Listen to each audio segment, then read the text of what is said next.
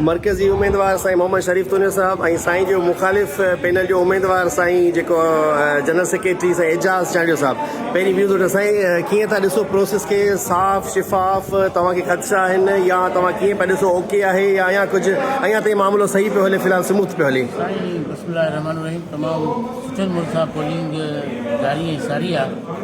असां पुरमन तरीक़े सां जेका पोलिंग असांजी हली रही आहे, को बि असांखे अञा સુધી जेको ॾिसो थी जेके उन ॻोठनि में 40-42 वोट थिया आहिनि, उन में तमामु शफ़ाफ़ नमूने सां तरीक़े सां सुठे नमूने सां या कोई अहिड़ो अञा इशू न आयो आहे।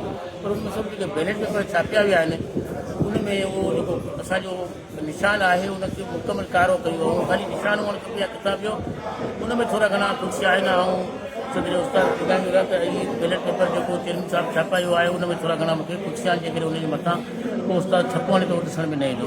तंहिंजे करे मुंहिंजी हिन सोशल मीडिया ज़रिए उन असांजे वोटर खे गुज़ारिश आहे त उनजे खाने जे अंदरि जेको ख़ाली साइड आहे उन विच में किथे बि ठपो लॻाए, मोर ज़ाहिर थी बाक़ी अल्लाह जी महिरबानी सां शफ़ाफ़ नमूने सां हली रही आहे। साईं तव्हां जेको आहे साईं जा हरीफ़ आहियो ऐं आमे सामे ॿई बीठा आहियो, पर तव्हांजो प्यार ॾिसी करे, मोहबत ॾिसी करे ॾाढी ख़ुशी पई थिए। अल्लाह करे इहा मोहबत क़ाइमु। तव्हांजा साईं छा व्यूज़ इलेक्शन जे हवाले सां? अल्हम्दुलिल्लाह, इलेक्शन जो माहौल तमामु बहितर हली रहियो आहे। हरीफ़ कोन आहे, इहा इलेक्शन आहे। शाम 5 बजे वरी ॿाहिरि आहियूं।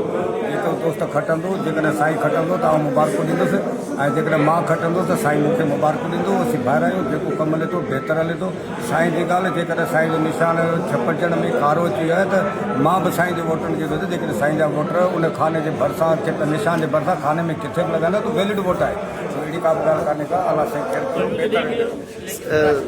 मरकज़ी जेको उम्मीदवार साईं हिटाई पैनल साईं ग़ुलाम रसूल महर साहब गॾु आहिनि। साईं खां व्यूज़ वठो साईं, तव्हां इलेक्शन जे हवाले सां ॿुधायो त जेको प्यार मोहबत सां ख़ुशि उसलीबी सां हली रहियो आहे, तव्हां ॿई उम्मीदवार गॾु बाकुरनि में जे ॾिसो तव्हांजो जनरल सेक्रेटरी साईं शरीफ़ खे बाकुर पाए वेठो आहे, अमी कीअं था ॾिसो माहौल खे, कीअं था सम्झो? बिस्मिल्लाहिर्रहमानिर्रहीम, तमामु हिकिड़ो असांजे पटेल जे इलेक्शन जो प्रोसेस बहितरीन नमूने सां हली रहियो आहे।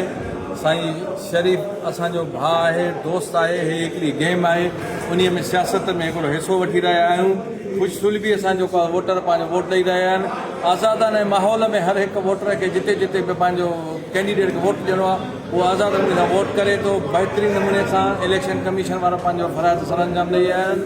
ऐं इंशाल्लाह शाम जो हिकु ॿिए जंहिं बि खटियो त हिकु ॿिए खे मुबारक ॾेई करे बाकुर पायो वेलकम कयो। महिरबानी, थैंक यू सर। उस्ताद साथ तव्हां ॿुधो त ॾाढो शिफ़ाफ़ शिफ़ तरीक़े सां इलेक्शन लड़ी आहे। पुलिस पंहिंजा सरअंजाम पंहिंजा जेके फ़राइज़ आहिनि सरअंजाम ॾेई रही आहे। अहिड़ो को बि गमसान वारो माहौल कोन्हे को। तमामु सुठो हिकिड़ो नियापो वञे पियो पूरे सिंध जे लाइ त पुरअमन माहौल आहे। ॿई कैंपूं आमे सामे आहिनि। जीअं तव्हां ॾिसंदा हिन पासे साईं ग़ुलाम रसूल महर साहब आहे ऐं हिन पासे साईं शरीफ़ तुनियो साहब आहे।